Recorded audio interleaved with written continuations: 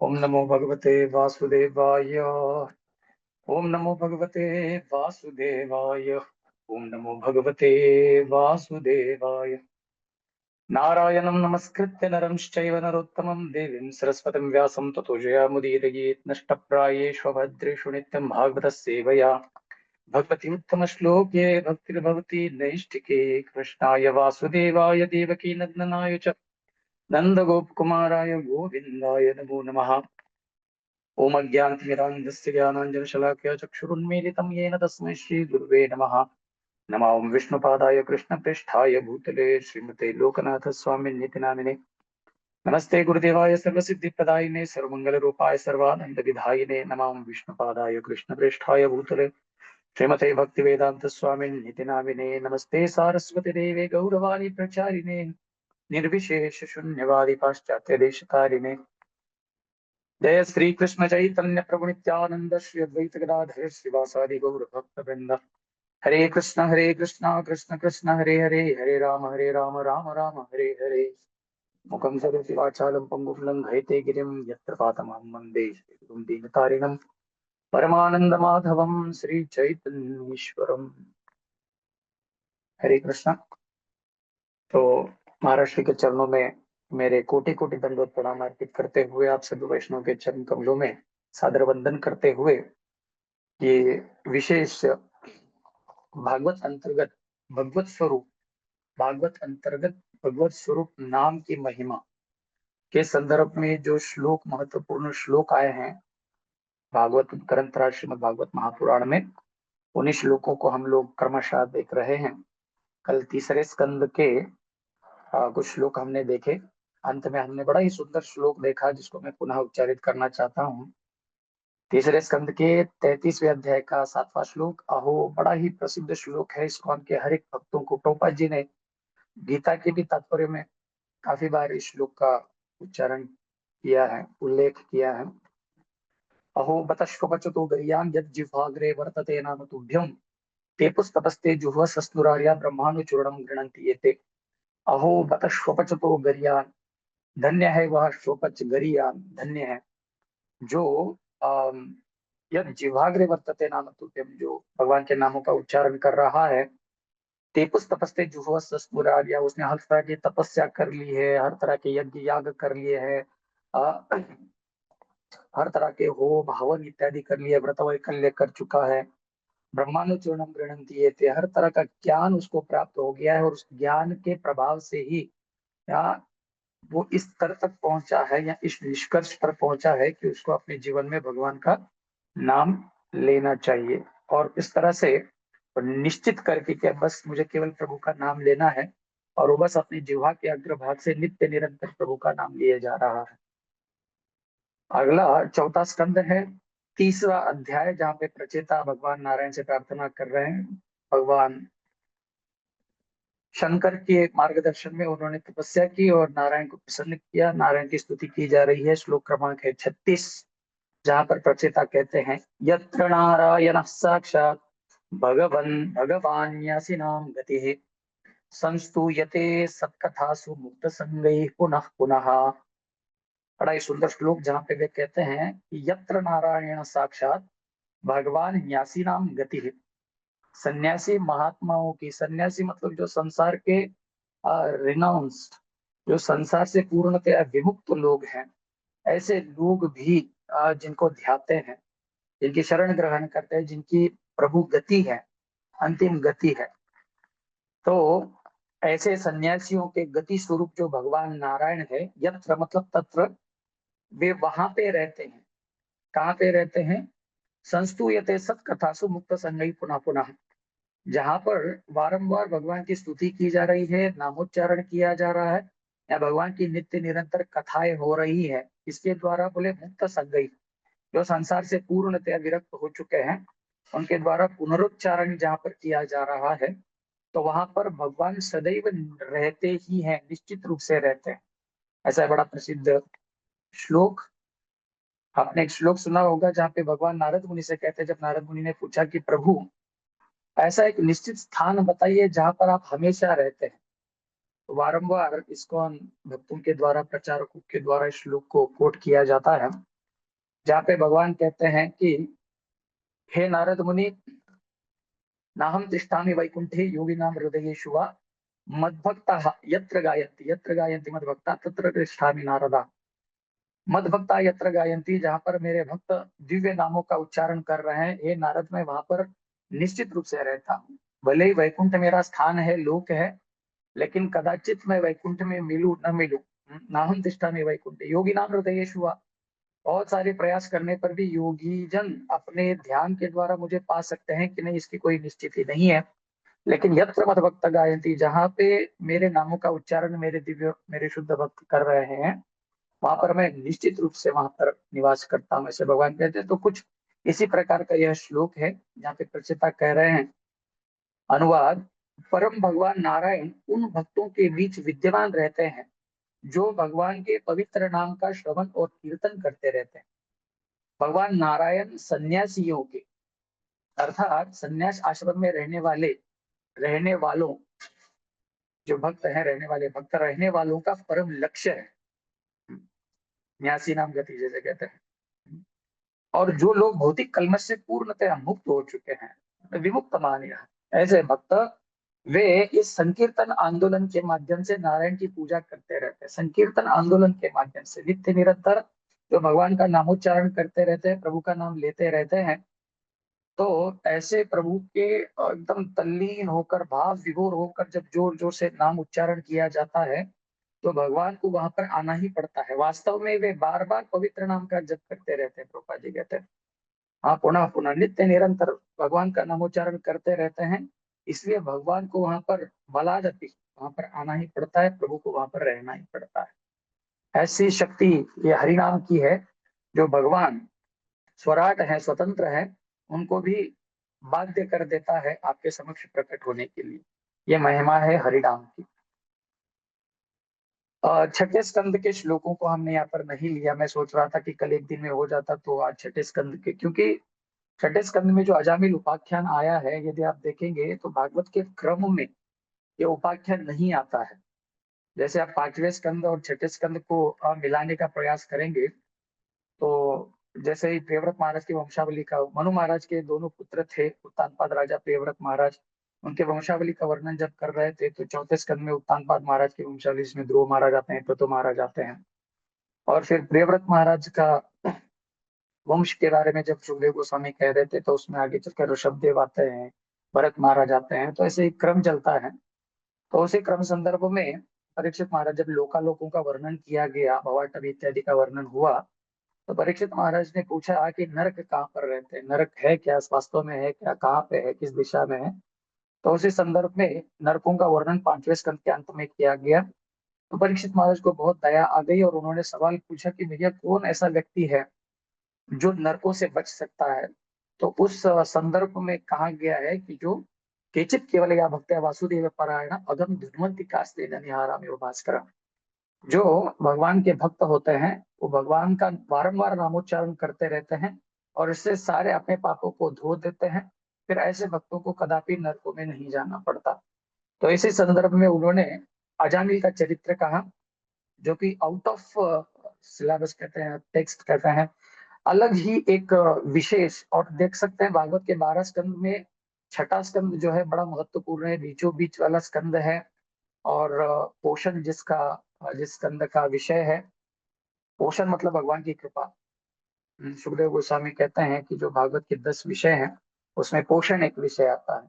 यत्र सर्गो विसर्गस्य स्थानम पोषणम होता है। और पोषण के संदर्भ में सुखदेव गोस्वामी कहते हैं, पोषणम च तद अनुग्रहायैव। पोषण का अर्थ है भगवान की कृपा। छठे स्कंद में भगवान दिखाते हैं कि वो किसी भी प्रकार का भक्त हो, उस पर भगवान कृपा करते ही हैं। हाँ, इसके संदर्भ में आचार्य बताते हैं कि छठे स्कंद में 3 मुख्य कथाएं आती हैं। एक तो अजामिल की कथा, बीच में दक्ष महाराज की कथा और अंत में वृत्रासुर की कथा।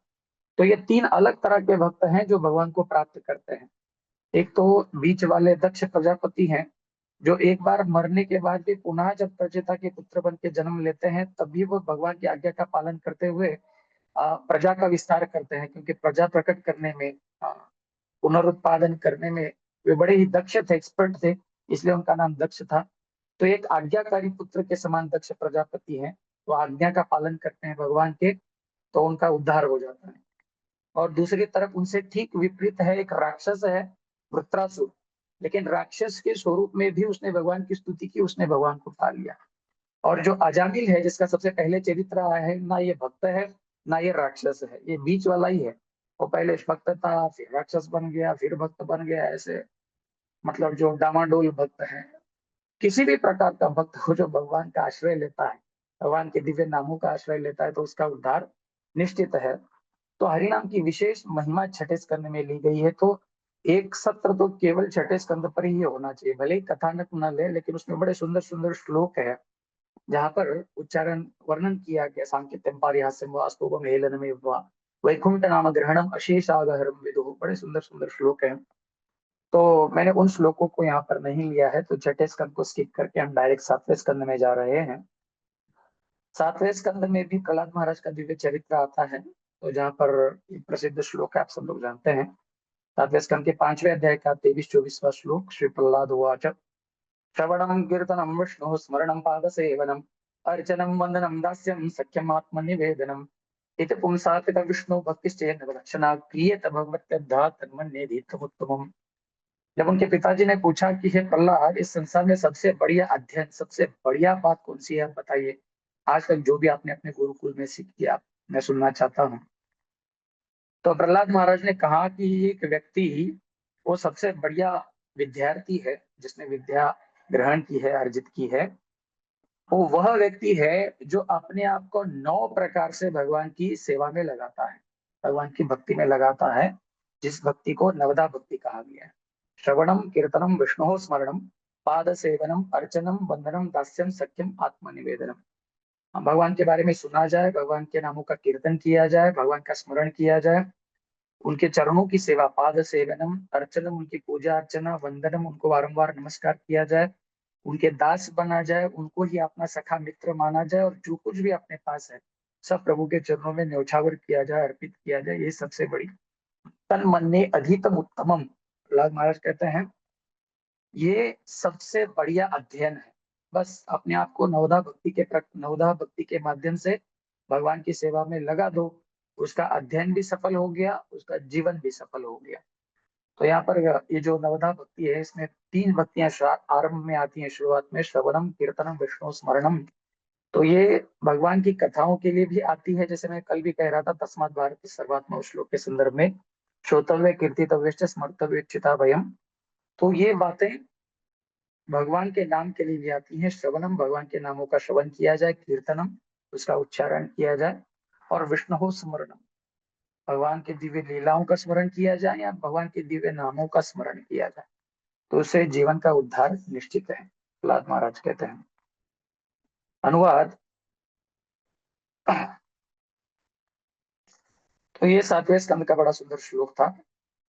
और भी आगे एक जगह से ऐसा ही श्लोक है, आदेशात्मक, जहाँ पर नारद मुनि कह रहे हैं युधिष्ठिर महाराज से, ऐसा ही एक श्लोक है, तो उसका उच्चारण हम नहीं करते, अगले श्लोकों पर बढ़ते हैं। 8वें स्कंद का ये बड़ा ही महत्वपूर्ण, बड़ा सुंदर श्लोक है ये, मुझे बहुत प्रिय श्लोक है, पसंद है। जहाँ पर 8वें स्कंद की 23वें अध्याय का 16वां श्लोक है, शुक्राचार्य कह रहे हैं, शुक्राचार्य। और वो भी किससे कह रहा है? साक्षात पावन भगवान से कह रहा है। बड़ा सुंदर श्लोक। मंत्रतस्तंत्र तश्छिद्रम देश कालारह वस्तुतः सर्वं करोति निश्चिद्रम नाम संकीर्तनम तवः। तो कथानक इस प्रकार से है, आप सब लोग जानते हैं कि बलि महाराज ने अ, देवासुर संग्राम में उनके प्राण तो निकल ही गए थे। ब्राह्मणों की कृपा से, खास करके भृगुवंशीय ब्राह्मण शुक्राचार्य जी, जो मृत संजीवनी विद्या जानते थे, बलि महाराज को उन्होंने पुनः जागृत किया, जीवित किया। और तब बलि महाराज ने निश्चय किया कि ये तो मेरा जीवन, मैं तो मर ही चुका था, ये जो जीवन मुझे प्राप्त है साधु संतों की कृपा से प्राप्त है, तो उर्वरित जीवन में इनकी सेवा करूंगा। जब मनोभाव से उन्होंने सेवा की, तो प्रसन्न होकर विश्वजीत नाम का यज्ञ करवाया शुक्राचार्य ने बलि महाराज के द्वारा, जिस यज्ञ से बहुत सारी चीजें प्रकट हुई, जैसे शस्त्रास्त्र प्रकट हुए, अलग अलग तरह के भाते प्रकट हुए, धनुष्य प्रकट हुआ, कवच प्रकट हुआ, एक स्वर्णिम रथ प्रकट हुआ जिसमें 4 हरे रंग के घोड़े प्रकट हुए, तो ये सारे सब वस्त्र आभूषण धारण करके शुक्राचार्य ने बड़ा सुंदर शंख प्रदान किया, जय ध्वनि करने वाला। प्रहलाद महाराज ने उनको बड़ी सुंदर माला पहनाई और स्वर्ग पर आक्रमण करके वो बिना युद्ध किए ही स्वर्ग जीत गया, भोग करने लगा। बलि महाराज जी भोग करने लगे स्वर्गीय भोगों के। तो शुक्राचार्य ने कहा कोई जोर जबरदस्ती इंद्र के आसन पर नहीं बैठ सकता, उसको शतक क्रतु, उसको 100 सफल अश्वमेध यज्ञ करने पड़ेंगे। भृगु, नर्मदा नदी के तट पर भृगु कच्छ नाम का स्थान है, वहां पर उन्होंने बलि महाराज के द्वारा 99 अश्वमेध यज्ञ कराए। अदिति जो देवताओं की माता है, अपने पुत्रों की दुर्दशा देखकर उन्होंने अपने पति से निवेदन किया कश्यप मुनि से कि मैं ऐसा क्या करूं जिससे कि मेरे पुत्रों का राज्य पुनः उन्हें प्राप्त हो, श्री ऐश्वर्य प्राप्त हो। तो अपने पति के मार्गदर्शन में उन्होंने पयोव्रत नाम का बड़ा सुंदर, जो फाल्गुन मास में किया जाता है, व्रत किया, जिससे वामन भगवान प्रकट हो गए विजया द्वादशी को, भाद्रपद मास में द्वादशी को, शुक्ल द्वादशी को। तो वामन भगवान प्रकट हुए और वो वहां पर जाकर उन्होंने भिक्षाटन किया और भिक्षा में उन्होंने 3 पग, त्रीणि पदानि संविताम पदाम ममः, अपने पैरों के द्वारा गिनकर 3 पर पैर मांगे। तो बलि महाराज बड़े भावुक होकर उन्होंने दान तो दे दिया, लेकिन जैसे ही दान दिया तो वामन भगवान त्रिविक्रम बन गए और उन्होंने दोनों पगों में सब कुछ बलि महाराज से सारा ब्रह्मांड नाप लिया और सब निकाल लिया और बलि महाराज को उन्होंने बांध दिया। तो बांध दिया तो यहाँ पर वहां पर ब्रह्मा जी भी विस्मित हो जाते हैं कि ऐसे कैसे इतना सब कुछ अर्पित करने वाले भक्त को आप बंधन में डाल रहे हैं। तो भगवान कहते हैं ये तो मेरी लीला है, बस आगे आप देखते जाइए। तो वामन भगवान प्रसन्न हुए तो बलि महाराज ने कहा कि प्रभु आपने सब कुछ तो ले लिया, लेकिन ये शरीर अभी मेरे पास ही है, ये मेरा क्षेत्र, आप अपना पैर मेरे सिर पर रखिए और शरीर भी आप ग्रहण कीजिए। वामन भगवान इस आत्मनिवेदन भक्ति को देख के बड़े प्रसन्न हुए और उन्होंने बलि महाराज को सूतल लोक का राज्य प्रदान किया, कहा कि अगले सावरनी नाम के मनवंतर में आप ही इंद्र बनेंगे। और जाते जाते भगवान शुक्राचार्य से कहते हैं कि हे पुरोहित, आपका ये कर्तव्य है कि कोई यज्ञ अपूर्ण न रहे, आप इस यज्ञ को पूर्ण कीजिए। तब शुक्राचार्य कहता है कि हे प्रभु, अन्य जितने भी 99 यज्ञ थे, आप अग्नि के माध्यम से भोगों को ग्रहण कर रहे थे, इस यज्ञ में तो आप यज्ञ के अधिष्ठातृ देव, कहते हैं ना, इदम नारायण, इदम विष्णवे, इदम नमः, सब कुछ तो भगवान का ही होता है, उनको ही अर्पित किया जाता है। तो आप साक्षात प्रकट होकर आहुति ग्रहण करते हैं अपने हाथ से मांगकर, तो मेरे हिसाब से तो यही यज्ञ सबसे बढ़िया यज्ञ है जो मेरे हिसाब से सफल हुआ है।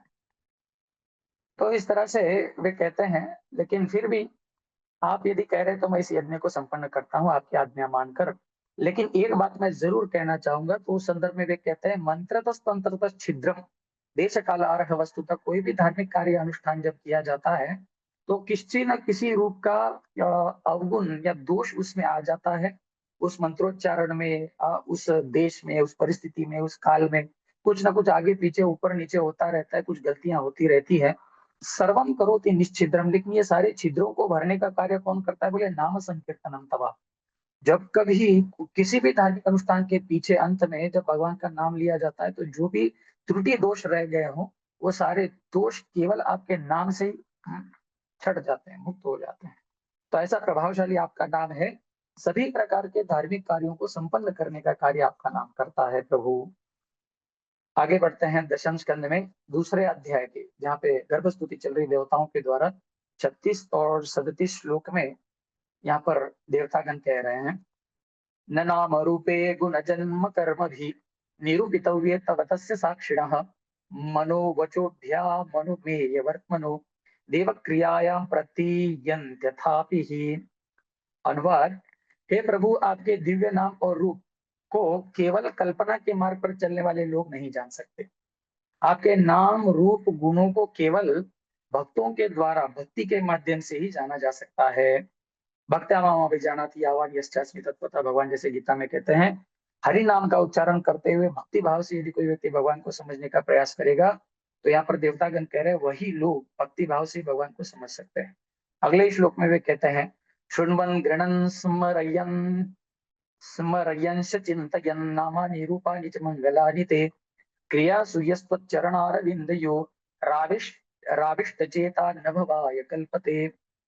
शृण्वन् गृणन् संस्मरण, कोई व्यक्ति भगवान के दिव्य नामों का श्रवण कर रहा है, कीर्तन कर रहा है, ग्रहण ग्रहण कर रहा है, अखंड चिंतन कर रहा है, नामानि रूपानि च मंगलानि, ऐसे प्रभु के नाम, ऐसा भगवान का रूप जो सारे जगत का मंगल करने वाला है, कल्याण करने वाला। और क्रियासु, भगवान की जो लीला, भगवान की जो दिव्य सेवा में रक्त है, अनुरक्त है, तो वही लोग जो इस तरह के कार्यों में लगे हुए हैं, प्रभु का नाम ले रहे हैं, भगवान की कथा सुन रहे हैं, भगवान का ध्यान कर रहे हैं, भगवान की सेवा कर रहे हैं, ऐसे ही लोगों का मन भगवान के चरणों में लग जाता है और न भवाय कल्पते, तो फिर वो इस संसार में कभी नहीं अटकते, ऐसे कहते हैं।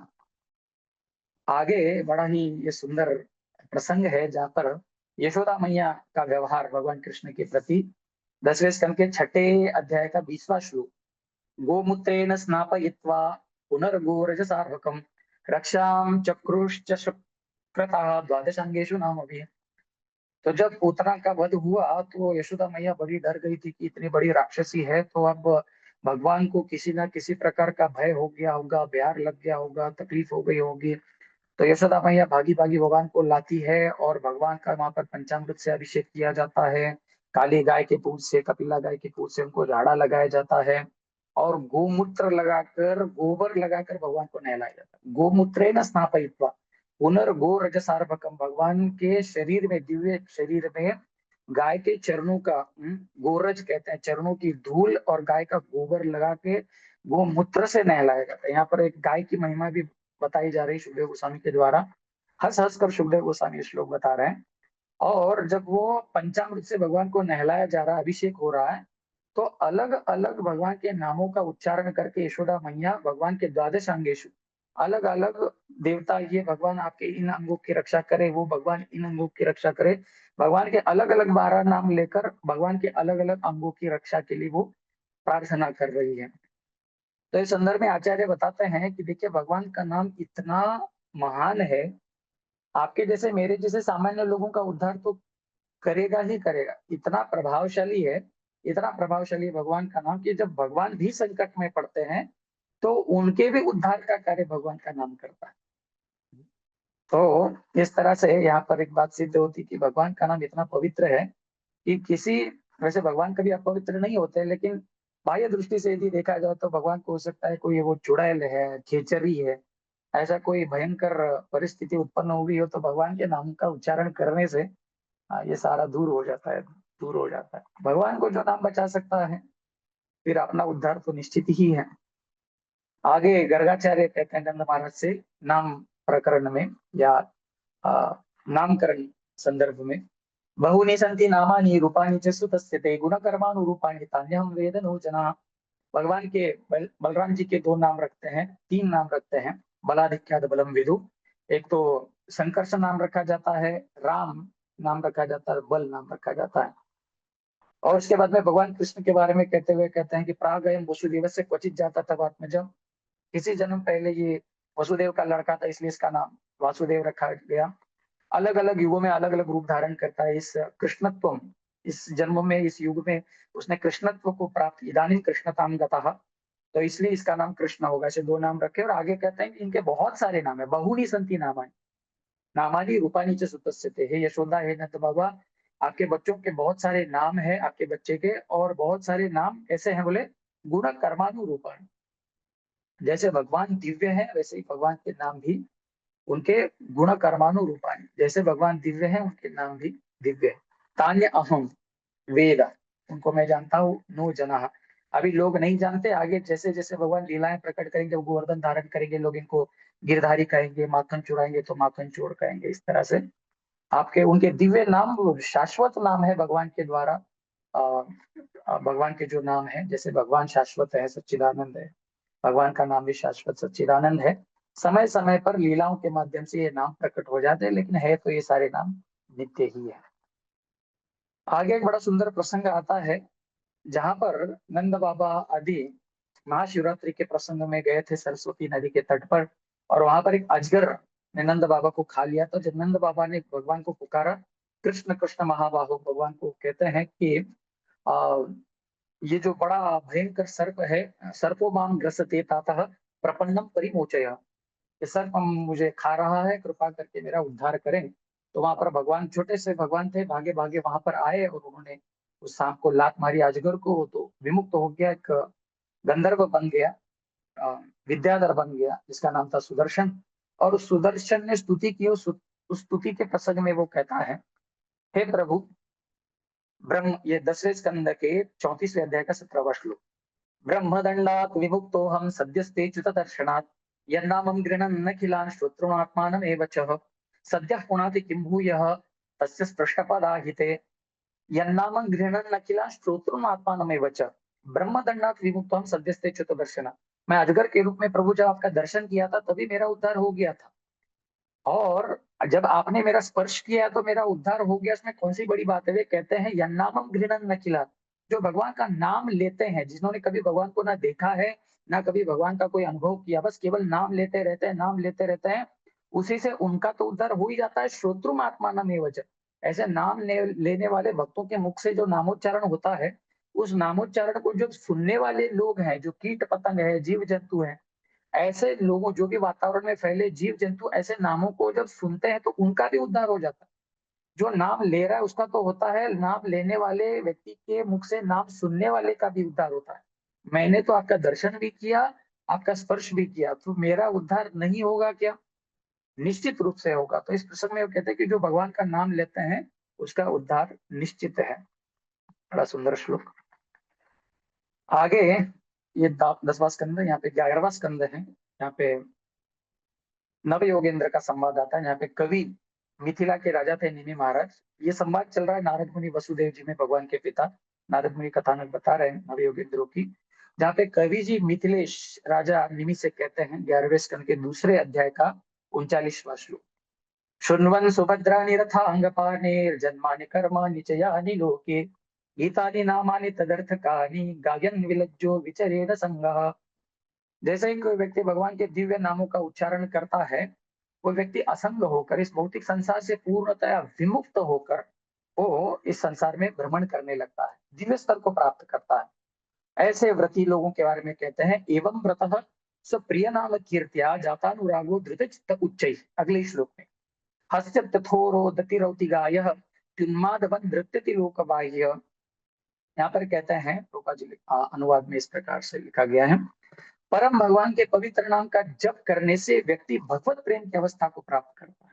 ये दिव्य भगवान का नाम ऐसा महान है कि जिसके नामोच्चारण मात्र से हम भगवत प्रेम की अवस्था को, जो कहते हैं ना हम लोग नाम अपराध के अंत में, कृष्ण प्रेम, मनुष्य जीवन का परमोच्च लक्ष्य कृष्ण प्रेम को व्यक्ति प्राप्त करता है, भगवत प्रेम की अवस्था को प्राप्त होते हैं, तब भक्त भगवान के शाश्वत सेवक के रूप में अपने व्रत में दृढ़ हो जाता है, और धीरे धीरे वह भगवान के विशिष्ट नाम और रूप के प्रति अत्यधिक आसक्त हो जाता है। जीवन में एक विशिष्ट नाम ग्रहण करता है और उसमें वो अनुरक्त हो जाता है।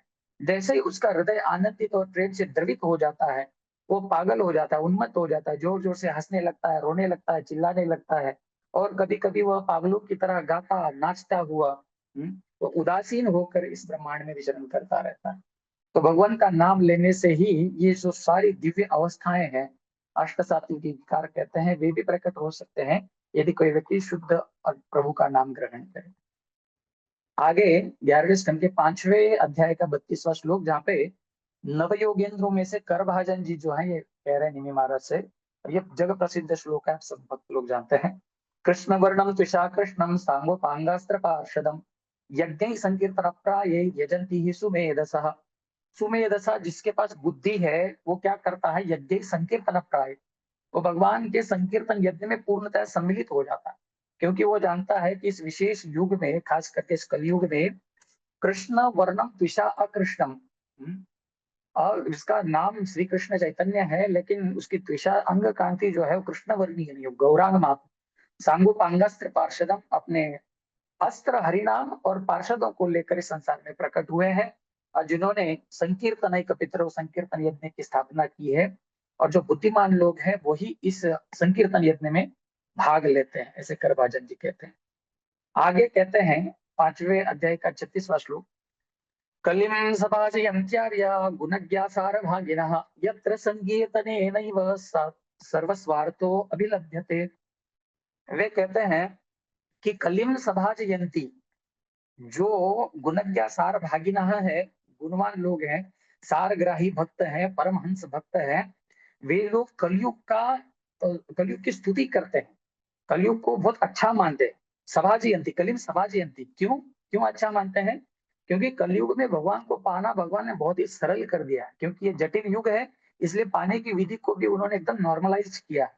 यत्र, इस कलयुग में कहते हैं, संकीर्तने नैव, केवल संकीर्तन के माध्यम से, हरिनाम के उच्चारण के माध्यम से, सर्व स्वार्थो अभिलप्यते, जो भी अपना स्वार्थ है, इसलिए नाम को कल्प वृक्ष कहा गया, कल्प तरु कहा गया। हरिनाम चिंतामणि, हम अनंत श्रेष्ठ से सुन रहे थे।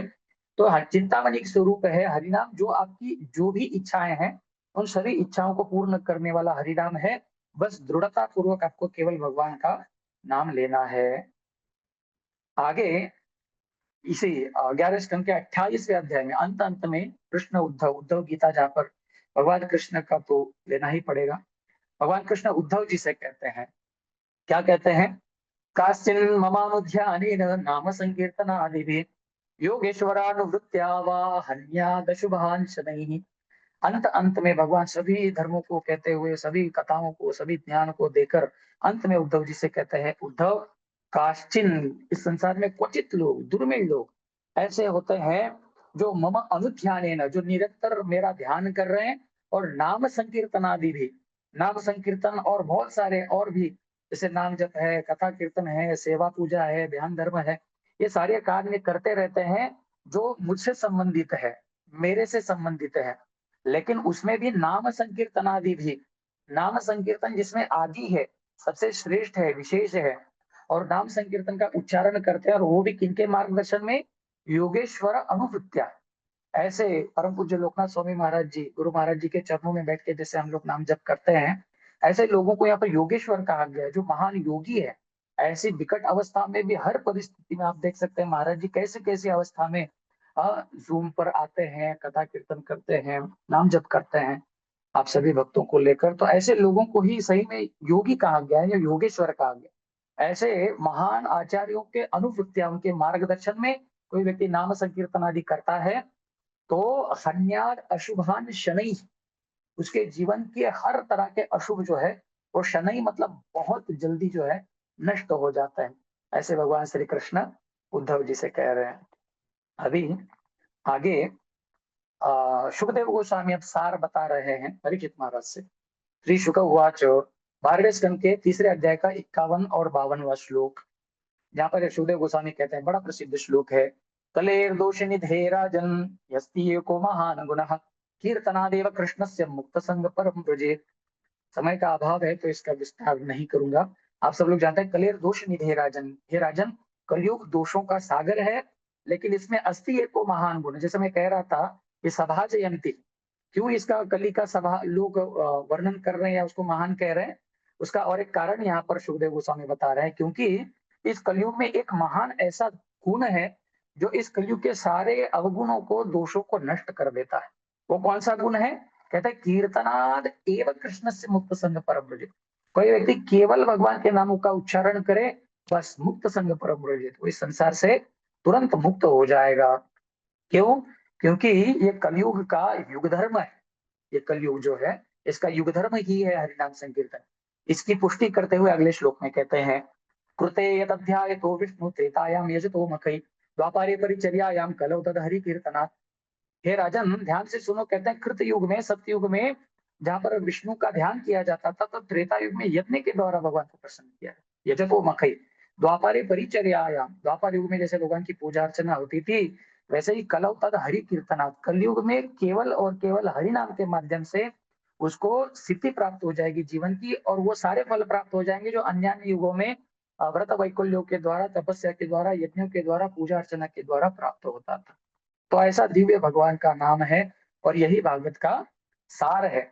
अब भागवत का आप देख सकते हैं, ये 18,000वां श्लोक, 12वें स्कंद के 13वें अध्याय का 23वां श्लोक, सबसे महत्वपूर्ण श्लोक। नाम संकीर्तनम यस्य सर्व पाप प्रणाशनम प्रणामो दुख शमनस्तम नमामि हरिम परम। जहाँ पर सुखदेव गोस्वामी, यहाँ पर सभी ऋषि मुनि, शुद्ध शुद्ध गोस्वामी के साथ सभी भागवत के सार को इस अंतिम श्लोक में कहा गया है। इसका अर्थ बड़ा ही सरल और महत्वपूर्ण है, सार गर्भित है। कहता है कि नाम संकीर्तनम यस्य सर्व पाप प्रणाशनम, जैसे ही भगवान के दिव्य नामों का उच्चारण करते हैं, हमारे जीवन के सारे पाप प्रशमित हो जाते हैं, सर्व पाप प्रणाशनम, नष्ट हो जाते हैं, प्रकृष्ट रूपेण नाशनम।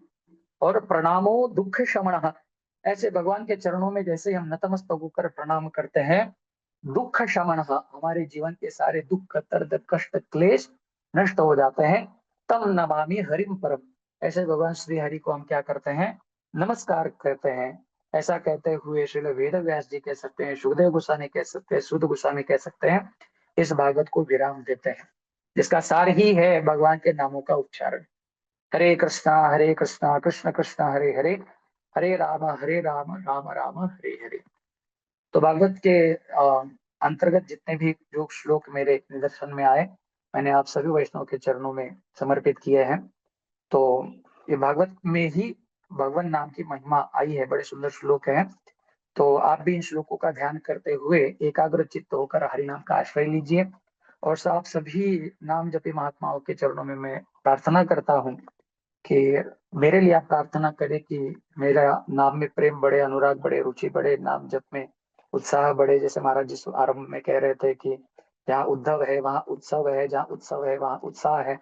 लेकिन मैं उद्धव दास इन सभी दिव्य गुणों से निर्लिप्त हूँ, इन गुणों का बहुत अभाव मुझ में है। तो आप मेरे लिए प्रार्थना कीजिए कि महाराज जी की कृपा आशीर्वाद से उनके वाणी को सत्य करते हुए नाम में मेरी रुचि बढ़े और भगवान नाम की महिमा का प्रचार प्रसार मेरे इस टूटी फूटी वाणी से होता रहे। आप सभी वैष्णव के चरणों में नतमस्तक होते हुए इस वाणी को मैं यहाँ पर विराम देता हूँ। बहुत बहुत धन्यवाद। हरे कृष्णा। जय गुरु श्रील प्रभुपाद की जय। बहुत बहुत धन्यवाद प्रभु जी। कल जैसे हमने कहा था यदि एक दो प्रश्न होंगे तो आज हम लेने का प्रयास करेंगे। तो कुछ एक दो भक्तों ने फर्स्ट आईडी में हैंड रेज किया है, तो सुरभि गोपी माता जी अनम्यूट करके बोलिए।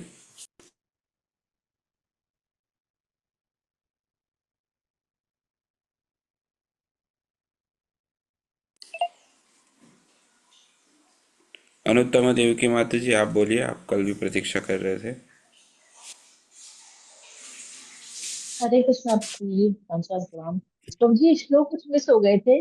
दूसरे स्कंद का चौथा अध्याय श्लोक संख्या कौन सा था प्रभु जी? कौन सा कह रहे हैं, कौन से स्कंद का? स्कंद 2, स्कंद 2। दूसरा स्कंद चौथा अध्याय, ओके, श्लोक एक संख्या मिनट। मिस हाँ, हो गई थी। ओके ओके, एक मिनट।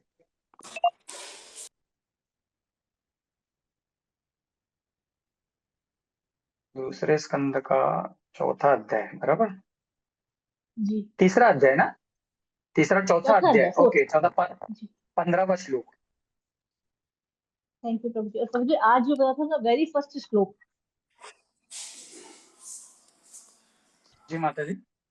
जो आज आज से शुरू किया था ना आपने, फोर्थ स्कंद का, जी जो प्रचेता कह रहे हैं, हाँ, वो वाला श्लोक जी।